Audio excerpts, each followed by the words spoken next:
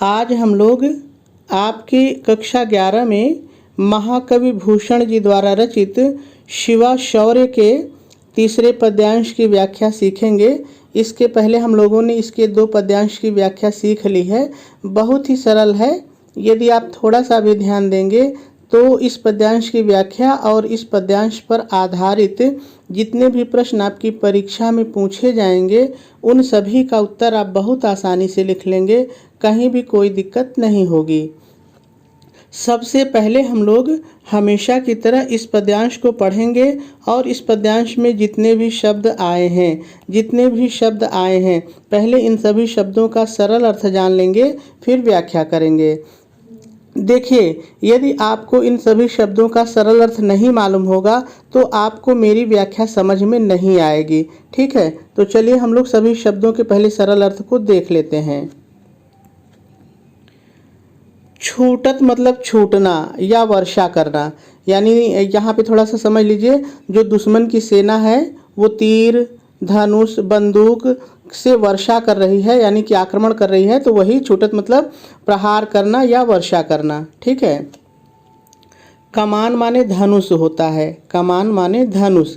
और बाण मतलब बाण या तीर जिसको कहते हैं, बाण या तीर। बंदूकरू मतलब बंदूक, बंदूकरू मतलब बंदूक।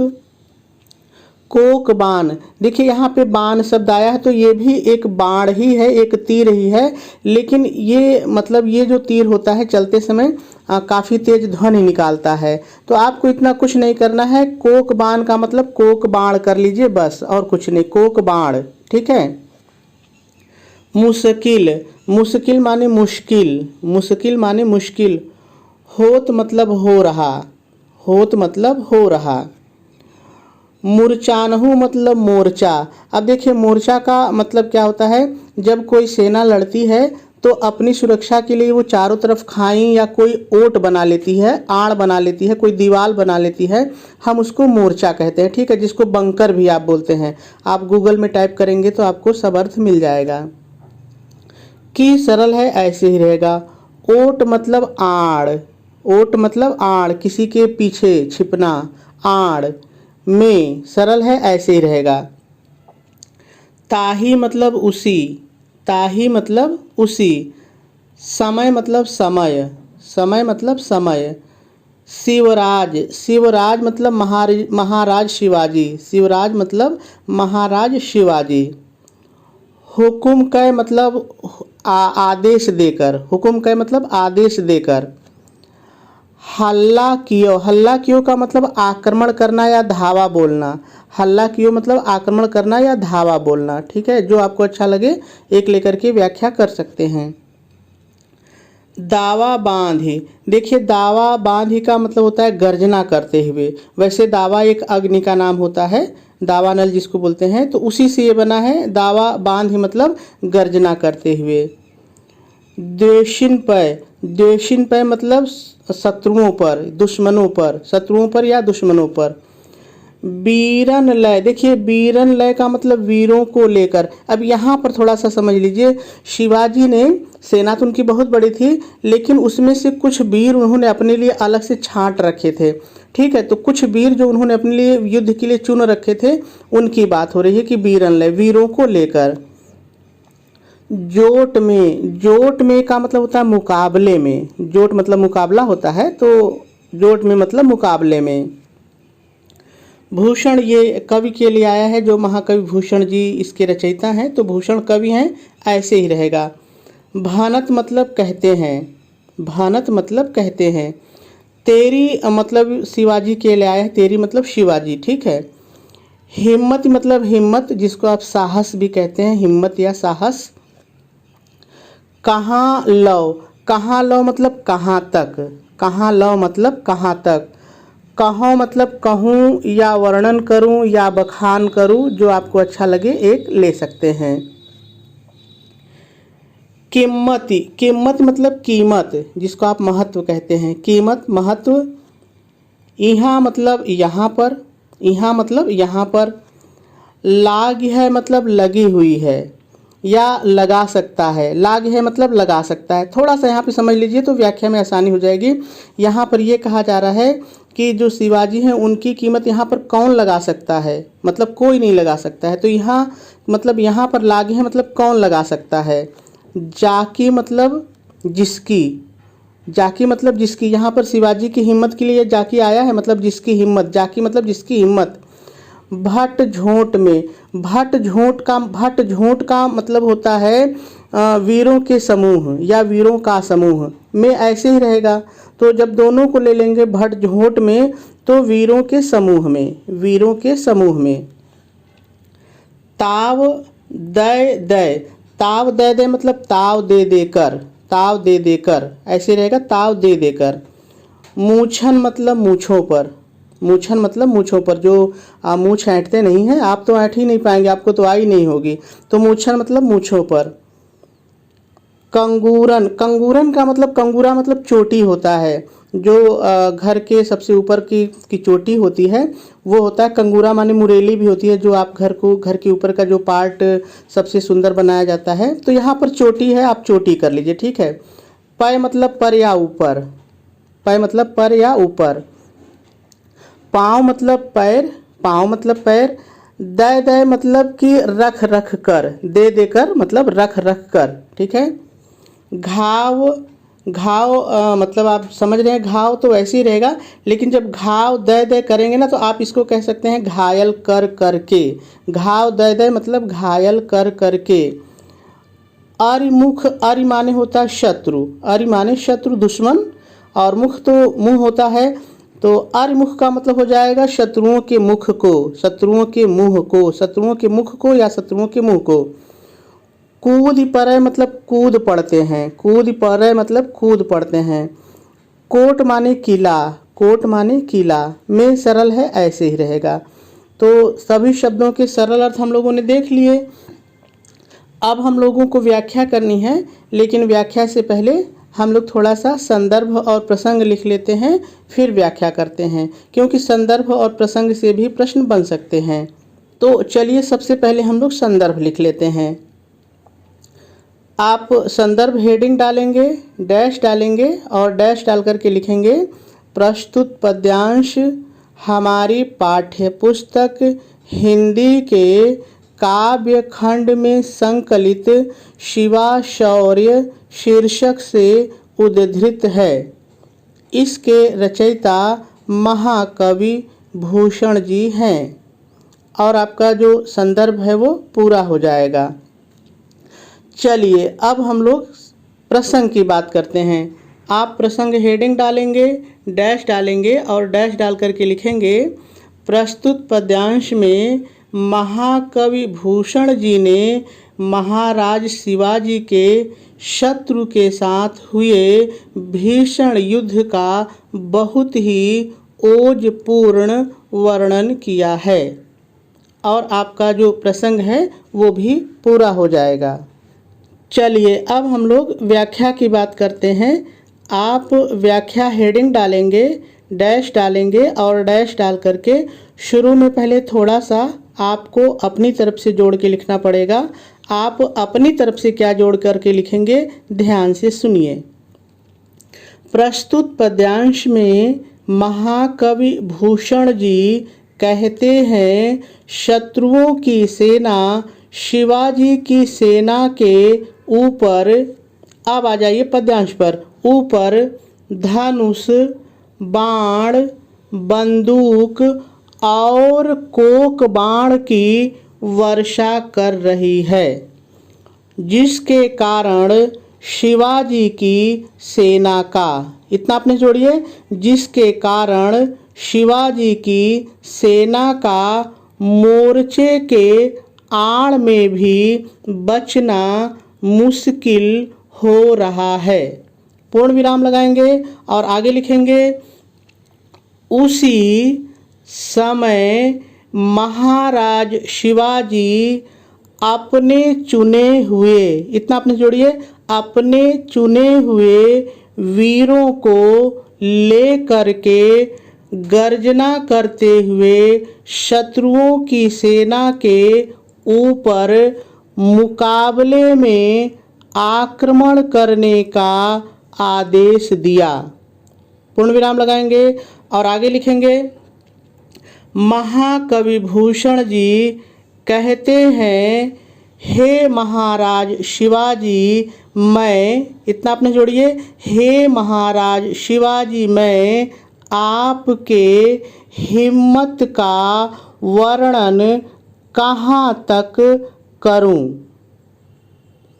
जिसके हिम्मत की कीमत यहाँ इस वीरों के समूह में कोई नहीं लगा सकता है। फिर थोड़ा सा आपने जोड़ के लिखेंगे, अर्थात आपकी हिम्मत अतुलनीय है, इसका वर्णन शब्दों में नहीं किया जा सकता है। पूर्ण विराम लगाएंगे और आगे लिखेंगे, वीर शिवाजी की सेना, इतना आपने जोड़िए, वीर शिवाजी की सेना अपनी मूँछों पर ताव दे देकर अपने अंदर उत्साह भरते हुए, इतना फिर अपने जोड़िए, अपने अंदर उत्साह भरते हुए शत्रुओं के किले की चोटी के ऊपर पांव रख रख कर और शत्रुओं के मुख को घायल कर करके किले के अंदर कूद पड़ते हैं। और आपकी व्याख्या पूरी हो जाएगी। चलिए अब हम लोग इस पद्यांश के काव्य सौंदर्य और इस पद्यांश पर आधारित पूछे जाने वाले प्रश्नों को हल करना सीखते हैं। सबसे पहले हम लोग इस पद्यांश के काव्य सौंदर्य को देख लेते हैं। यदि इस पद्यांश में रस की बात करें तो वीर रस है। यदि छंद की बात करें तो ये मनहरण कवित्व छंद है। यदि अलंकार की बात करें तो इस पद्यांश में पुनरुक्ति प्रकाश, अनुप्रास और अतिशयोक्ति, ये 3 अलंकार आए हैं। कहाँ पर हैं ये तीनों अलंकार, चलिए पद्यांश पर देख लेते हैं।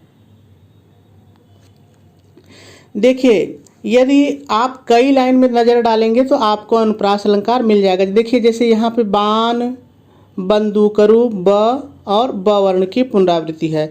अब यहाँ पर देखिए भूषण, भनत में भ और भ वर्ण की पुनरावृत्ति है, तो यहाँ पर हमको अनुप्रास अलंकार मिल रहा है। आगे भी आप देखेंगे तो बहुत जगह आपको अनुप्रास अलंकार मिल सकता है। तो पहला अलंकार हम लोगों ने देख लिया, अनुप्रास अलंकार। अब दूसरा है पुनरुक्ति प्रकाश। किसी भी अलंकार को आप आगे पीछे लिख सकते हैं, कोई दिक्कत नहीं है। अब दूसरा देखिए दय दय, दय दय, दय दय, तो जहाँ पर एक ही शब्द एक से अधिक बार आता है और उसका अर्थ एक ही होता है तो वहाँ पे पुनरुक्ति प्रकाश अलंकार होता है। ठीक है, तो दय दय 2 बार आया है लेकिन इसका अर्थ है दे देकर। ठीक है, तो यहाँ पे हमको पुनरुक्ति प्रकाश मिल रहा है। और यदि तीसरे अलंकार की बात करें, अतिशयोक्ति अलंकार की, तो देखिए जहाँ पर किसी बात को बहुत ही बढ़ा चढ़ा करके कहा जाता है वहाँ, तो यहाँ पर जो शिवाजी की वीरता का वर्णन है वो बहुत ही बढ़ा चढ़ा करके किया गया है, इसलिए यहाँ पर जो है अतिशयोक्ति अलंकार भी है। ठीक है, चलिए आगे देखते हैं। यदि इस पद्यांश के भाषा की बात करें तो साहित्यिक ब्रज भाषा है, शैली इसकी मुक्तक है, गुण इसमें ओज है और शब्द शक्ति व्यंजना है। चलिए अब हम लोग इस पद्यांश पर आधारित आपकी परीक्षा में पूछे जाने वाले प्रश्नों को हल करना सीखते हैं। सबसे पहले हम लोग प्रश्न की सूचना को पढ़ लेते हैं कि प्रश्न पूछता कैसे है। तो देखिए प्रश्न इसी तरह से पूछेगा, उपर्युक्त पद्यांश को पढ़कर निम्नलिखित प्रश्नों के उत्तर दीजिए। और आपके परीक्षा के पेपर में इसी तरह से 5 प्रश्न रहेंगे। वो 5 प्रश्न ये भी हो सकते हैं, इससे अलग भी हो सकते हैं, क्योंकि एक ही पद्यांश पर बहुत सारे प्रश्न बन सकते हैं।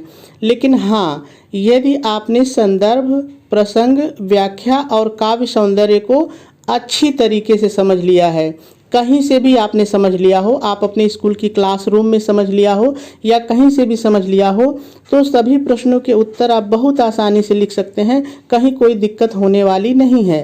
तो चलिए हम लोग क्रमशः एक एक प्रश्न को पढ़ते हैं और इसके उत्तर को जानने का प्रयास करते हैं। पहला प्रश्न है, शिवाजी की सेना पर शत्रु के सेना के प्रहार का वर्णन कीजिए। तो देखिए, आपकी कविता की जो पहली 2 लाइन है ऊपर की, उसकी जो व्याख्या मैंने बताई है ना, वही इसका उत्तर होगा। कैसे होगा, ध्यान से सुनिए। आप उत्तर डालेंगे और लिखेंगे, शिवाजी की सेना पर शत्रुओं की सेना तीर, धनुष, बंदूक और कोक बाण की वर्षा कर रही है, जिसके कारण शिवाजी की सेना का मोर्चे के पीछे भी स्वयं की रक्षा करना बहुत मुश्किल हो रहा है। और इसका उत्तर हो जाएगा। चलिए प्रश्न 2 पढ़ते हैं। कवि शिवाजी की वीरता की प्रशंसा करते हुए क्या कहते हैं? तो उसके बाद जो नीचे की और 2 लाइन थी उसमें इसका उत्तर मिलेगा। क्या है इसका उत्तर, ध्यान से सुनिए। आप उत्तर डालेंगे और लिखेंगे, कवि शिवाजी की वीरता की प्रशंसा करते हुए कहते हैं, हे महाराज शिवाजी, मैं आपकी वीरता का वर्णन कहाँ तक करूं, जिसकी कीमत इन वीरों के समूह में कोई नहीं लगा सकता है, अर्थात जिसकी वीरता अतुलनीय है, जिसका शब्दों में वर्णन नहीं किया जा सकता है। और इसका उत्तर भी हो जाएगा। चलिए प्रश्न 3 पढ़ते हैं। प्रस्तुत पद्यांश की अलंकार योजना पर प्रकाश डालिए। यानी ये प्रश्न कह रहा है कि इस पद्यांश में कौन सा अलंकार आया है। तो देखिए, मैंने आपको बताया है कि 3 अलंकार आया है, कहाँ आया है, क्यों आया है, मैंने सब कुछ बताया है। तो आप उत्तर डालेंगे, उस लाइन को मेंशन करेंगे जहाँ पे अलंकार आया है, पहले उस लाइन को लिखेंगे, उसके बाद कारण बताएंगे कि इसमें ये कारण है, इसलिए यहाँ पर ये अलंकार है। शायद आप मेरी बात को समझ रहे होंगे। चूँकि अब आप 11 में हैं तो वाक्य बना सकते हैं, कोई दिक्कत नहीं है, ठीक है। तो आप वैसे ही लिख देंगे। अगला प्रश्न है, ताव दय दय मूछन कंगूरन पर पाँव दय दय। पंक्ति का आशय स्पष्ट कीजिए। पंक्ति का आशय स्पष्ट कीजिए का मतलब ही एक तरह से व्याख्या है। यानी इस लाइन की व्याख्या क्या होगी, यही आपको लिखना है। तो बहुत सरल है। आप उत्तर डालेंगे और लिखेंगे, पूरी पंक्ति को पहले लिखेंगे, ताव दय दय मूछन कंगूरन पर पाँव दय दय। पंक्ति का आशय है कि शिवाजी की सेना अपनी मूछों पर ताव दे देकर स्वयं में उत्साह भरते हुए शत्रु सेना के किले की चोटी पर पांव रखकर किले के अंदर कूद पड़ते हैं। और इसकी भी मतलब इसका भी उत्तर हो जाएगा। चलिए अगला प्रश्न देखते हैं। रेखांकित अंश की व्याख्या कीजिए। तो देखिए, कविता में जहाँ भी नीचे रेखा खींची रहे उसकी आपको व्याख्या करनी होती है। तो मैंने आपको पूरे पद्यांश की व्याख्या बताई है। तो जहाँ रेखा खींची रहे उसकी व्याख्या करनी है, लेकिन थोड़ा सा आपको क्या करना है, अंतर क्या है वो जरा सा समझिए। देखिए, आप हेडिंग डालेंगे रेखांकित अंश की व्याख्या, ठीक है, डैश डालेंगे और लिखेंगे प्रस्तुत रेखांकित अंश में, या आप लिख सकते हैं प्रस्तुत पंक्ति में। 2 में से कोई एक लिखिए। आप इस बार पद्यांश नहीं लिखेंगे क्योंकि आप लाइन की व्याख्या कर रहे हैं, रेखांकित अंश की व्याख्या कर रहे हैं, आप पूरे पद्यांश की व्याख्या नहीं कर रहे हैं, ठीक है। तो वैसे ही आप हेडिंग डाल करके बाकी मैंने वहाँ पे जैसे बताया है या आपने जहाँ भी जैसे सीखा होगा वैसा लिख दीजिए, ठीक है। तो मेरे ख्याल से बात आपको समझ में आ गई होगी।